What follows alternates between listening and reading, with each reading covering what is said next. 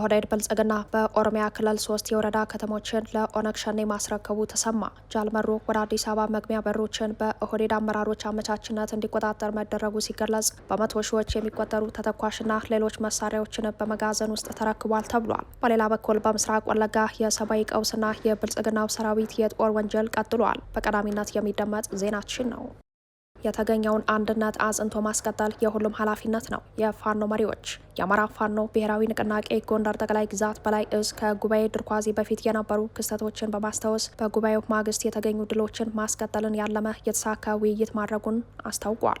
በወልቃይት ሌላ ውጥረት ሰፍኗል ተባለ። ሸረሪና ላይ ከሞት የተረፈው የህወሓት ታጣቂ ወደ ሁመራ ድንበር መጠጋቱ ተሰምተዋል። በርካታ መሳሪያዎችን ጭኖ የሱዳንን ሰራዊት በአጋዥነት ያስከተለው የህወሓት አርሚ 70 በቀጠናው እያደረገ ያለውን ወታደራዊ ሁኔታ በተመለከተ በምናስደምጠው ዜናችን ጀነራል ሀምዳን ዳጋሎ በ2 ቀናት አውደ ውጊያ ወሳኟን መተላለፊያ መቆጣጠሩን የሚገልጹ መረጃዎችንም አካተናል። ወደ መካከለኛው ምስራቅ በሚወስደን ዜናችን ዋሽንግተን በኢራን ወደቦች ላይ የጣለችውን እገዳ አጠናክራ እንደምትቀጥል ስትገልጽ ኢራን ዛሬ መርከቦችን መምታቷ ተሰምተዋል። የብልጽግናው ሊቀመንበር አጋር የሆነችው ሀገር ደግሞ የኢራን በትር ያረፈባት ሆናለች። ሰላም ጤና ይስጥልን። በዓለም ዙሪያ የምትገኙ የጣና ሳተላይት ቴሌቪዥን ተከታታዮች ለነሐሴ 8 ያዘጋጀናቸው ወቅታዊና ያልተሰሙ መረጃዎች ከዚህ ሰዓት ጀምረው ወደ እናንተ ይቀርባሉ። አብራችሁን ቆዩ።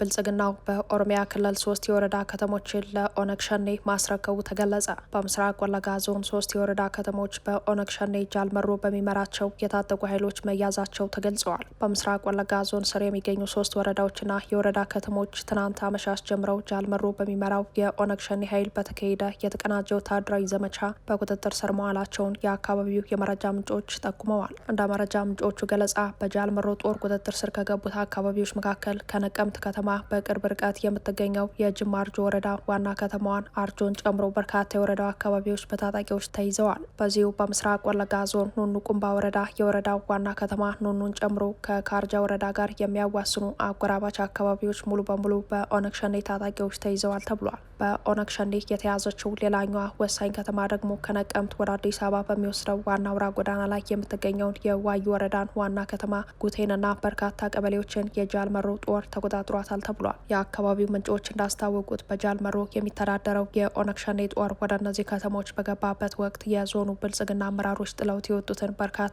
የነፍስ ወከፍና የቡድን መሳሪያዎችን መረከቡ ተሰምተዋል። ከዚህ በተጨማሪ በርካታ ቁጥር ያላቸው የክልሉ የሚሊሻ አባላትን በሸኔ ቁጥጥር ስር መዋላቸውን የመረጃ ምንጮች አክለው ገልጸዋል። ከአካባቢው የወጡ መረጃዎች እንደሚያመላክቱት የኦነግ ሸኔ ሰራዊት እነዚህን 3 ወረዳዎች የተቆጣጠሩ ቡድኑ ስትራቴጂካዊ ግብ እንዲያሳካ በክልሉ አመራሮች ይሁንታ ተሰጥቶት ነው ተብሏል። የሸኔ ታጣቂ በ3ቱም ወረዳዎች ሲገባ በሺ የሚቆጠሩ የነፍስ ወከፍ መሳሪያዎችና በርካታ የቡድን መሳሪያዎች እንዲሁም በመቶ ሺህ የሚቆጠሩ ተተኳሾች በመጋዘን ውስጥ እንዳለ መረከቡም ተረጋግጧል። በሌላ ዜና በምስራቅ ወለጋ አንገርጉተንና አካባቢው እየተፈጸመ ያለው አስከፊ ሰብአዊ ቀውስና ከባድ የተኩስ ልውውጥ መቀጠሉን የአካባቢው ነዋሪዎች ለጣና ሳተላይት ቴሌቪዥን ተናግረዋል። በምስራቅ ወለጋ ዞን አንገርጉተንና አካባቢው ያለው ሰብአዊ ሁኔታ አሁንም በከፍተኛ አስከፊ ደረጃ ላይ እንደሚገኝና ቀውሱ መቀጠሉን የገለጹት ምንጮች በሳምንቱ መጀመሪያ በአካባቢው ሙሉ በሙሉ የተቋረጠው የስልክ አገልግሎት እስካሁን አልተለቀቀም ተብሏል። እንደ ነዋሪዎች ገለጻ በአካባቢው እየደረሱ ያሉ ሰብአዊ ቀውሶችን መረጃ ለማድረስ እየሞከሩ የሚገኙት ብዙ ኪሎ ሜትሮችን አቋርጠው ከመንደር 22 እንደ አንደዱ ዲቾ ካሉ ተራራማ ስፍራዎች ብቻ አልፎ አልፎ የሚገኝ የውጭ ኔትወርክ በመጠቀም ነው ተብሏል። ይህንን ተከትሎ የጉዳቱን መጠን በውል ለማወቅ አስቸጋሪ አድርጎታል የሚሉት ምንጮቻችን እስከ ዛሬ ረፋድ በነበረው ሁኔታ የብልጽግናው ሰራዊትና በአካባቢው ያለው ገዳ ኮማንዶ መጠነ ሰፊ ጥቃቶችን እየፈጸመ መሆኑን የተገለጸው የብልጽግናው ጥምር ጦር እየፈጸመው በሚገኘው ጥቃት የደረሰውን ሰብአዊ ቀውስ በተመለከተ ለጣና ሳተላይት ቴሌቪዥን የገለጹት ከአካባቢው ሸሽተው በሌላ ቦታ ተደብቀው እንደሚገኙ የገለጹት ነዋሪዎች በመንደር 9 መንደር 1 እንዲሁም በመንደር 22 በሚኖሩ የአማራ ተወላጆች ላይ በተከፈተባቸው ጥቃት በርካቶች ሀብት ንብረታቸው ሲወድም ቁጥራቸው በውል ያልታወቀ የንጹሐን መኖሪያ ቤቶችን በታጣቂዎች በእሳት መውደማቸው ተሰምተዋል። ባለፉት 3 ቀናት ብቻ ከ100 በላይ ሰዎች የአካልና የሞት ጉዳት ደርሶባቸዋል ነው ያሉት ምንጮቻችን። በርካቶች ከመኖሪያቸው ተፈናቅለው በሃይማኖት ተቋማት መስጊዶችና አብያተ ክርስቲያናት ውስጥ በአስቸጋሪ ሁኔታ ላይ እንደሚገኙ ገልጸዋል። ምንጮቻችን አክለው ዛሬ በሌሊት የፋኖ ኃይሎች ወደ አካባቢው ዘልቀው ዘልቀው ከገቡ በኋላ ጥቃቱን ማስቆም ቢችሉም በከባድ መሳሪያ የታገዘ የተኩስ ልውውጥ እየተደረገ መሆኑን ተከትሎ የሰብአዊ ቀውሱ አሁንም በከፍተኛ ሁኔታ እንደቀጠለ ነው ብለዋል። በተለይም በመንደር 6ና መንደር 1 ባሉት አካባቢዎች እየተደረገ ያለው ከፍተኛ ውጊያ ዛሬ 6ኛ ቀኑ እንደያዘ የገለጹት ከአካባቢው ለቀው የወጡ ነዋሪዎች በዚህ የተነሳ በስፍራው የሚገኙና ከጥቂቱ የተረፉ የአማራ ተወላጆች ሙሉ በሙሉ ለቀው ወጥተዋል ተብሏል። በምስራቅ ወለጋ በብልጽግናው ሰራዊትና በኦሮሚያ ክልል ታጣቂዎች በጥምረት ከፍተኛ የጦር ወንጀል እየተፈጸመ ቢሆንም የኦሮሞ ሚዲያዎች በአካባቢው በንጹሃን የአማራ ተወላጆች ላይ የደረሰውን ጭፍጨፋና ጥቃት ገልብጠው በኦሮሞ ተወላጆች ላይ እንደተፈጸመ አድርገው ማቅረባቸው በቦታው ያለውን ሁኔታ እጅግ አሳሳቢ አድርጎታል። ለቀናት የስልክ አገልግሎት ተቋርጦ በንጹሃን የአማራ ተወላጆች ላይ የማያባራ ጥቃት እየተፈጸመ ቢሆንም በተለይም በጀዋር መሐመድ የተቋቋመው የኦሮሚያ ሚዲያ ኔትወርክና የቡድኑ ከፍተኛ አማካሪ ዶክተር ጸጋይ አራርሳ የአማራ ጽንፈኞች ጥቃት ፈጸሙ በማለት የዘር ማጥፋት አዋጅ እያወጁ ይገኛሉ።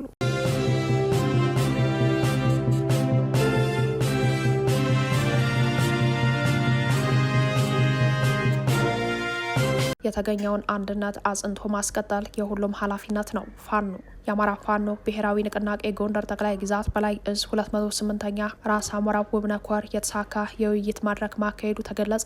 የእዙ ህዝብ ግንኙነት መምሪያ እንዳስታወቀው ኮሩ የእዙ ከፍተኛ አመራሮች የኮርና ጥሪ የተደረገላቸው የክፍለ ጦር አመራሮች በተገኙበት ስፋትና ጥልቀት ያለው የምክክርና የግምገማ መድረክ አካሂዷል ብለዋል። እንደ ህዝብ ግንኙነት መምሪያው ገለጻ በውይይት መድረኩ የእዙ ስራ አስፈጻሚ አርበኛ አስምሮ ፍቃዴ፣ የእዙ ልዩ ዘመቻ መምሪያ ኃላፊ አርበኛ አስፋው ሰርጸ፣ የእዙ ህዝብ አስተዳደር መምሪያ ኃላፊ አርበኛ ንጉሱ አዱኛ፣ የኦዲትና ቁጥጥር መምሪያ ኃላፊ አርበኛ አለሙ መለሰና ሌሎች የእዙ ከፍተኛ አመራሮች የ208ኛ ራስ አሞራ ውብነ ኮር ዋና ወታደራዊ አዛዥ አርበኛ ወርቁና ሌሎች የኮርና የ3 ክፍለ ጦር ስራ አስፈጻሚዎች ተገኝተዋል ብለዋል። በውይይት መድረኩ ስራ አስፈጻሚያቸውን ከላኩት ክፍለ ጦሮች መካከል ዘራይ ክፍለ ጦር፣ አያሌው ብሩ ክፍለ ጦርና ሰሜን ብርቅዬ ክፍለ ጦር ናቸው። የአፋብን ጎንደር ጠቅላይ ግዛት በላይ እዝ የህዝብ ግንኙነት መምሪያ እንዳስታወቀው የውይይት መድረኩ በዋናነት ያተኮረው ሐምሌ 5 ይፋ የተደረገውን የጉባኤ ድርኳዜ የጎንደር አንድነት ለማብሰር የተካሄደበትን ለአስጨራሽና ከፍተኛ መስዋዕትነት የተከፈለበትን ሂደት በመገምገም የተገኘውን አንድነት አጽንቶ ማስቀጠልና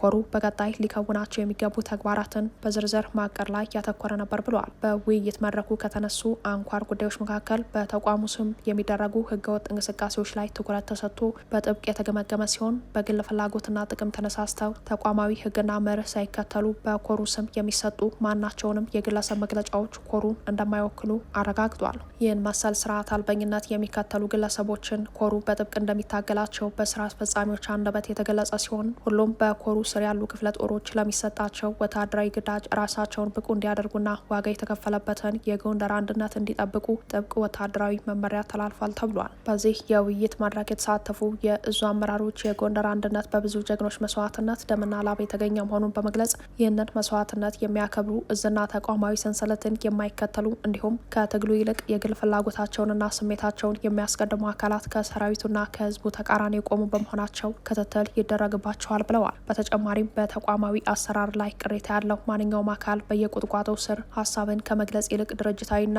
ተቋማዊ መርህን ተከትሎ ቅሬታውን ለእዙ ቅሬታ ሰሚ ኮሚቴ ማቅረብ እንዳለበትና የመፍትሄ አካል መሆን እንዳለበት የእዙ ከፍተኛ ስራ አስፈጻሚዎች አስገንዝበዋል። በውይይቱ ማጠቃለያም የሰራዊቱን ወታደራዊ ዝግጅትና ተቋማዊ አወቃቀር ማጠናከርን፣ ለቀጣይ ወታደራዊና ፖለቲካዊ ግዳጆች ሙሉ ዝግጁነት መፍጠርን እንዲሁም ከህዝቡ ጋር ያለውን ፖለቲካዊና ማህበራዊ ቁርጠኝነት ወደ ላቀ ደረጃ በማሸጋገር የተጣለብንን ህዝባዊ ኃላፊነት በብቃት መወጣትን ያካተቱ ወሳኝ የቀጣይ አቅጣጫዎችን በማስቀመጥ መቋጨቱን የእዙ የህዝብ ግንኙነት መምሪያ አስታውቋል። ጎንደር ጠቅላይ ግዛት በላይ ዘለቀ እዝ ተመስርቶ ግንባር ቀደሞቹ ሆነን እኛ መጠነ ከዚህ ውጪ ግን ሌላ ፍላጎት አለ ብሎ ሌላ የግል ፍላጎቱን ይዞ የግል አጀንዳውን ይዞ በእኛ ቀጠና በእኛ ስም በ208ኛ ኮር ስም የሚሰጠውን አጀንዳ ለማስፈጸም በየቁጥቋጦ የሚሰጠው መግለጫ እኛን አይጋብዝም።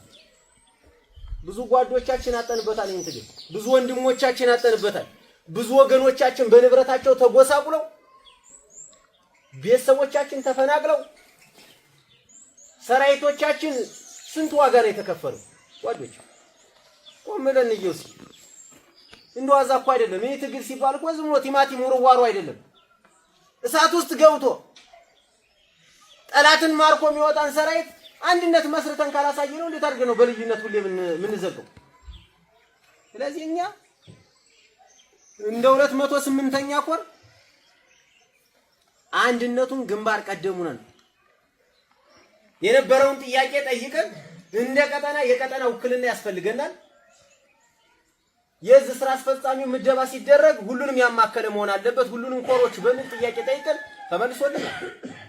በመምሪያ ደረጃ የተቀመጠው በምክትልም በዋና መምሪያ የድርጅት አመራርም ተወክሏል ከኛ ቀጠና እንደ ኮር። ከዚህ ውጪ መሄዱ ምን ፍለጋ ነው? የግል ፍላጎት ለማሟላት አይደለም። የሰብሳቢ ጉዳይ እንደኛ ኮር አርበኛ ባየቀን ነው ከዮሐንስ ንጉሱ እኛን ያማከለ ጠቅላላ ጎንደርን ያማከለ የጎንደርን ህዝብ የሚመጥን የጎንደርን ጠቅላላ ታጋዩንም አታጋዩንም መሪውንም ተመሪውንም የመጠነ አንድነት ነው የተሰራ ብዬ ነው ማለት። ብዙ ዋጋ ተከፍሏል። ጠላት ከየቦታው ሌት በጨረቃ ቀን በደመና ሌት በጨለማ እየፈለገን ምንም ራብና ቁሩ ሳይበግረው እንኳን ያመራሩ በሙሉ ቴክኒካል ኮሚቴው ቁጭ ብሎ በጣም ብዙ ዋጋ ከፍለው አንድነት መስርተን መጣን። ከዚህ ውጪ ግን ከአንድነት ይልቅ ልዩነትን ፍላጎት ያደረጉ ግለሰቦች አሁንም ቢሆን ብንመክራቸው እንደኛ በእኛ ቀጠና ያሉት ብንመክራቸው ይግቡ። አንድነት አሸናፊ ነው። አንድነት ኃይል ነው። አንድነት ብርታት ነው። አንድነት ድል ነው። አንድነት አልባ ምንም የሚመጣ ውጤት የለም። የአማራ ፋኖ ጎንደር ጠቅላይ ግዛት በላይ ዘለቀ እዝ ያሻግረናል፣ ያሸንፋል። ነገ ከሌሎች ግዛቶች ከወሎ፣ ከጎጃሙ፣ ከጎንደሩ፣ ከሸዋውም ጋር ሆነን እንደ አማራ ቆመን ማሸነፍ መቻል አለብን። ሁሌም ሳቡተተው የጠላትን አጀንዳ የሚያራምዱት አይነት ሂደት መሄድ ትክክል አይደለም። ስንጥቅ መፈለግ ትክክል አይደለም። ትግል እንዲራዘም ቶሎ እንዳያጥር ልዩነት ማፍለግ ትክክል አይደለም። ጓዶች እኛ የምንፈልገው ታግለን ጓዶቻችን የተሰዉበትን ዓላማ ማስቀጠል፣ እየታገልን መሰዋት፣ ተተኪውን በአንድነት አሁንም በአንድነት ስራ አድርገን እንዲቀጥል ማድረግ፣ ህዝባችን ቶሎ ባጭር ጊዜ ነፃ ማውጣት። ይህ በእንዲህ እንዳለ የአማራ ፋኖ ሸዋ ጠቅላይ ግዛት አሳምነው እዝ የ7 ክፍለ ጦር ያደረገውን የተሃድሶ መርሃ ግብር በተመለከተ የምስጋና መልእክት አስተላልፈዋል። በትናንትናው ዕለት የተሃድሶ ፕሮግራም ያደረገው ክፍለ ጦሩ በሁለንተናዊ የተሃድሶ መርሃ ግብር ለተገኙ ተጋባዦች የምስጋና መልእክቱን አስተላልፈዋል። በመድረኩ ለተገኙ የሃይማኖት አባቶችና የሀገር ሽማግሌዎች፣ ለአማራ ፋኖ ብሔራዊ ንቅናቄ ከፍተኛ አመራሮች፣ ለአፋብኃኝ ሸዋ ጠቅላይ ግዛት አሳምነው እዝ አመራሮችና ሌሎች ጥሪ ለተደረገላቸው እንግዶች እንኳን ደስ አላችሁ መልእክት ያስተላለፈው ክፍለ ጦሩ ትናንት ከጅምሩ አብረን የተዋደቀን ሁሉም የሰራዊቱ አባላት ዛሬም በትናንቱ መንፈስ ለታላቅ ብስራት ተከስተናል ሲል ይቀጥላል። የክፍለ ጦሩ የምስጋና መግለጫ አክሎም በአንድ አይነት ተነሳሽነት፣ በአንድ አይነት ቅንነት፣ በአንድ አይነት ታማኝነት፣ በአንድ አይነት ግልጸኝነት፣ በአንድ አይነት ተጠያቂነትና ተግባራዊነት ከትግሉ ሰማዕታት የተረከብነውን የቃል ኪዳን አደራ በመጠበቅ በውድቀቱ ዋዜማ መሻሽ ላይ የሚገኘውን የብልጽግናውን ስርዓት ከሌሎች ወንድም እህቶቻችን ጋር በጋራ አብረን ሁነን ለአንዴና ለመጨረሻ ጊዜ ከምድረ ገጽ ነቅለን የምንጥልበት የአንድነት መንፈስና መነቃቃት ጊዜ ነው ሲል መልእክቱን አስተላልፏል።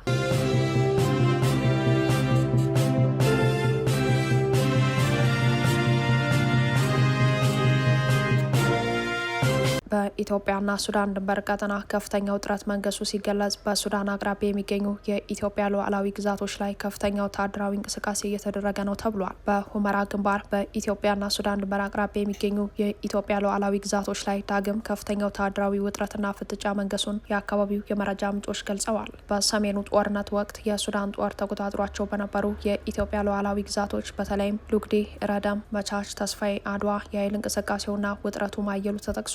ከአካባቢው የደረሰን መረጃዎች እንደሚያመላክቱት በሸረሪናና ነጭ አፈር አካባቢዎች በነበሩ ውጊያዎች ተርፈው የተንቀሳቀሱ የህወሓት ታጣቂዎች ከደማዚን አካባቢ ተመልሰው ከመጡት ቅጥረኛ ታጣቂዎች ጋር በመሆን በዚህ አካባቢ እንደገና እየተደራጁ እንደሚገኙ ተገልጿል። እንደ ምንጮቻችን ገለጻ እነዚህ በአዲስ የተደራጁ ታጣቂዎች ትናንት አመሻሽ ጀምረው ከሀሸባ በመነሳት በረደም፣ መቻች፣ ሉግዴና ተስፋዬ አድዋ በሚባሉ የእርሻ ካምፖች ላይና ተራራማ ቦታዎች ከጄኔራል አልቡራን ጦር ጋር ተቀላቅለው መመሸጋቸው ታውቋል። በአሁኑ ሰዓት በአካባቢው ያለው ወታደራዊ ፍጥጫ ተባብሷል የተባለ ሲሆን ውጥረቱ ወደ ከፍተኛ ደረጃ የተሸጋገረው ደግሞ ሰሞኑን እግረኛ ሰራዊት ወደ ድንበር አቅራቢያ የሚገኙ ቦታዎች መንቀሳቀሱን ተከትሎ ነው ተብሏል። እንደ መረጃ ምንጮች ገለጻ የሱዳን ጦር በአሁኑ ወቅት መድፎችን ወደ አካባቢው በማስጠጋትና ቦታዎችን በመያዝ ላይ እንደሚገኝ ታውቋል። በተለይም በግደም ረደምና መሻሽ በተባሉ 3 ዋና ዋና ግንባሮች ያለው ወታደራዊ ፍጥጫ ከቀን ወደ ቀን እየከረረ መምጣቱን ከስፍራው የወጡ መረጃዎች ያመላክታሉ። በሌላ ዜና የሱዳን ፈጥኖ ድራሽ ኃይሎች ወሳኟን ከተማ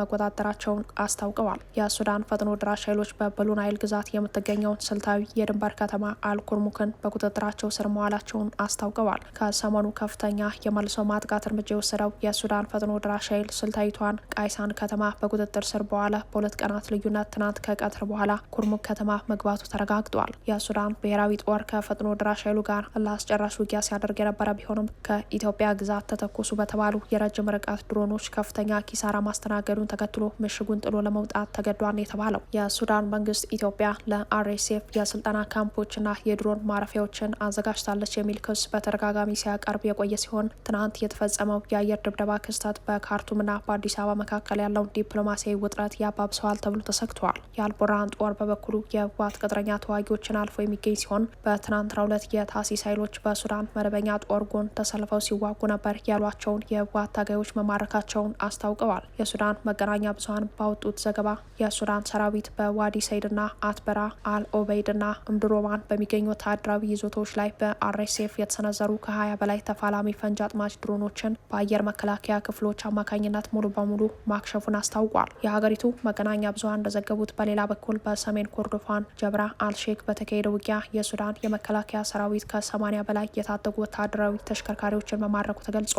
በሌላ በኩል የታሲስ ኃይሎች በዚሁ አካባቢ ባካሄዱት ማጥቃት ከተማዋን ዳግም መቆጣጠራቸውንና ከእስልምና ንቅናቄው ጋር የተያያዘውን የልዩ ኦፕሬሽን ኃይሎች ዋና አዛዥ የሆኑትን መሐመድ ዲዳን መግደላቸውን ገልጸዋል። በሰሜን ኮርዶፋን ተፈጽመዋል በተባለ የድፈጣ ጥቃት ከፍተኛ ወታደራዊ ለውጦች መታየታቸው ሲገለጽ የተዋሱል ህብረት ኃይሎች ከአልዳባ ሲንቀሳቀስ በነበረ የሱዳን ጦር አባል ላይ ከባድ ደፈጣ በመጣል በርካታ የታጠቁ ተሽከርካሪዎችንና መሳሪያዎችን መማረካቸውን ገልጸዋል። በሌላ የሱዳን ግዛት የሱዳን ፈጥኖ ድራሽ ኃይሎች ወደ አልቡርሃን ጦር መቀላቀላቸው ተሰምተዋል። የሀገሪቱ የዜና አውታሮች ባወጡት መረጃ በዱባ ከተማ 270 የአርኤስኤፍ ተዋጊዎች 21 አዛዦችና 37 ተሽከርካሪዎች ለሱዳን ጦር ገቢ ሆነዋል ተብሏል። የሱዳን ብሔራዊ ጦር በሰጠው መግለጫ ከተቃዋሚዎች ዘመናዊ የኮርኔት ጸረ ታንክ ሚሳይሎችን፣ የሰርቢያ ሰራሽ ጥይቶችንና የታጠቁ ላንድ ክሩዘሮችን መማረኩን አስታውቋል።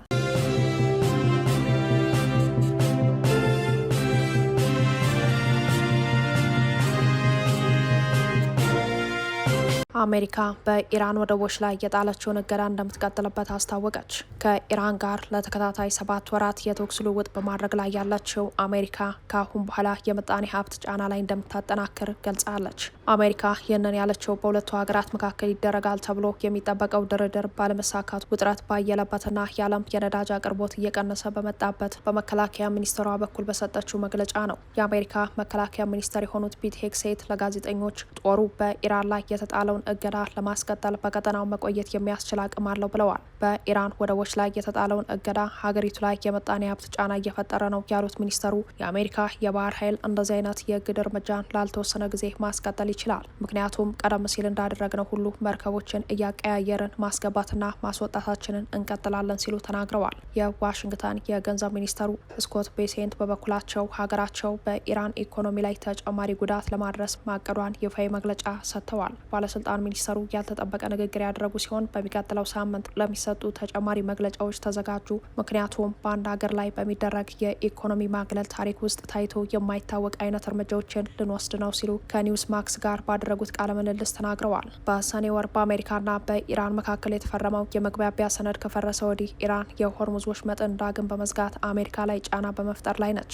ጦርነቱ ከጀመረበት የካቲት ወር አንስቶ ወሽመጡን ለማቋረጥ የሚሞክሩ መርከቦች ላይ ጥቃት የምትፈጽመው ቴሄራን የዓለም የነዳጅ ዋጋ ከፍ እንዲል በማድረግ ጉልበቷን አሳይታለች። ይህ እየሆነ ባለበት ትናንት ምሽት የአቡዳቢ ብሔራዊ የነዳጅ ኩባንያ ንብረት የሆኑ 2 ነዳጅ ጫኝ መርከቦች ጥቃት እንደደረሰባቸው የዩኤኢ ብሔራዊ ዜና ኤጀንሲ ዋም ዘግቧል። የዩናይትድ አረብ ኤምሬትስ መንግስት በሰጠው መግለጫ የኢራንን ጥቃት አውግዟል። የአሜሪካው ፕሬዝዳንት ዶናልድ ትራምፕ ጦርነቱን በፍጥነት እንዲቋጩ ከሀገር ውስጥ ከፍተኛ ግፊት እየደረሰባቸውን የተባለ ሲሆን እርሳቸው ግን ከቴሄራን ጋር በምክክርና በፍክክር መካከል ቀጥለዋል። ትራምፕ አሜሪካ በባ በባህር ወሽመጡ ላይ ሙሉ ቁጥጥር እንዳላት በተደጋጋሚ የገለጹ ሲሆን ኢራን በበኩሏ ይህን የትራምፕ ንግግር በተደጋጋሚ አስተባብላለች። ቴሄራን ያስቀመጠቻቸው ቅድመ ሁኔታዎች እስኪሟሉ ድረስ ወሽመጡ መቼም እንደማይከፈት ደጋግማ የተናገረችው ቴሄራን ከቅድመ ሁኔታዎቹ መካከል የኢኮኖሚ ማዕቀቦችን ማንሳትና የታገዱ የኢራን ሀብቶችን መልቀቅ የሚሉት ይገኙበታል። ወሽመጡ ከመዘጋቱ በፊት 130 እስከ 140 መርከቦች በሆርሙዝ በኩል ያልፉ የነበረ ሲሆን በአሁኑ ወቅት እድል ከቀናቸው ከ3 እስከ 8 የማይበልጡ መርከቦች ከኢራን ጥቃት አምልጠው ያልፋሉ። አሜሪካ በሰኔ ወር አጋማሽ ላይ በኢራን ወደቦች ላይ ጥላ የነበረውን እገዳ አንስታ የነበረ ቢሆንም ጦርነቱ ዳግም ማገርሸቱን ተከትሎ በሀገሪቱ ላይ የምጣኔ ሀብት ጫና ለማድረስ በሚል ዳግም ወደ ወደቡ የሚደረግ እንቅስቃሴን ማገዷን ደጋግማ አስታውቃለች። ዋሽንግተን ከሳምንት በፊት በሰጠችው መግለጫ ኢራንና ኦማን በወሽመጡ አስተዳደር ላይ የሚስማሙ ከሆነ የኢራንን እገዳ አነሳለሁ ብላ ነበር። በሌላ ዜና 15 ሀገሮች ዓለም አቀፍ የባህር መከላከያ ጥምረት ለመመስረት የተዘጋጀውን ሰነድ መፈረማቸውን የሳውዲ አረቢያ መከላከያ ሚኒስቴር ባወጣው መግለጫ አስታውቋል። የጋራ መግለጫውን የፈረሙ ሀገሮች ቁጥር 15 ደርሷል። 13 ሀገሮች ደግሞ ብሔራዊ ሂደቶችን አጠናቀውና የጥምረቱን ቻርተር ፈርመው በይፋ መቀላቀላቸውን አስታውቀዋል ሲል ሚኒስተሩ በኤክስ ላይ ባወጣው መግለጫ ይፋ አድርጓል። ይህ መግለጫ የወጣው ትናንት በጂዳ ከተካሄደው የጥምረቱ እቅድ አውጪዎች 3ኛ ስብሰባ በኋላ ነው። ይህ ጥምረት ወደ ተቋማዊና የስራ እንቅስቃሴ ደረጃ መሸጋገሩን የሚያመላክት ሲሆን የተቀሩት ሀገሮች ደግሞ ጥምረቱን ለመቀላቀል የሚያስፈልጉትን ብሔራዊ ሂደቶች እያጠናቀቁ ነው ሲል የሳውዲ መከላከያ ሚኒስቴር መግለጫ አክሏል። ጥምረቱ በሳውዲ እንደሚመራ የተገለጸ ሲሆን ፓኪስታን የምክትልነቱን ቦታ እንደምትይዝ ለማወቅ ተችሏል። ሳውዲ አረቢያና ሌሎች 13 ሀገሮች በባብ ኤል ማንደብ ወሽመጥ በቀይ ባህርና በኤደን ባህረ ሰላጤ ውስጥ ያለውን የመርከቦች እንቅስቃሴ ነጻነት፣ ዓለም አቀፍ ንግድና የኃይል አቅርቦት መስመሮችን ለመጠበቅ ያለመ ባለብዙ ሀገር የባህር መከላከያ ጥምረት መቋቋሙን ከአንድ ወር በፊት ነበር በይፋ ያስታወቁት።